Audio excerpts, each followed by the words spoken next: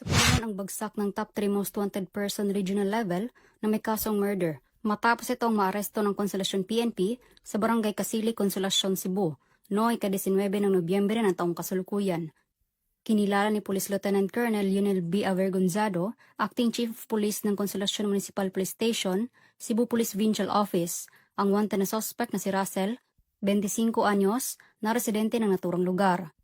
Ayon sa ulat ng mga otoridad, ang suspect ay naaresto sa bisa ng warrant of arrest para sa kasong murder na inisyu ni Honorable Jennifer Karen Layson, presiding judge ng RTC Branch 23 Cebu City, Cebu, na walang rekomendadong piyansa. Samantala, pinaalam na sa kaukulang korte ang pagkakaresto ng suspect at ito ay napansamantalang nakakulong sa Consolacion MPS para sa dokumentasyon at tamang disposisyon. Sa pamamagitan ng determinasyon ng mga kapulisan, mas papaigtingin pa nila ang kanilang pagganap ng tungkulin upang mapanagot ang mga kriminal at masiguro ang kapayapaan at seguridad ng mamamayan tungo sa isang mapayapang bagong Pilipinas. Mula dito sa Central Visayas, ako ay inyong Police News Network Correspondent, Patrolwoman Flora May Asares, alagad ng batas, tagataguyod ng Balitang Pulis.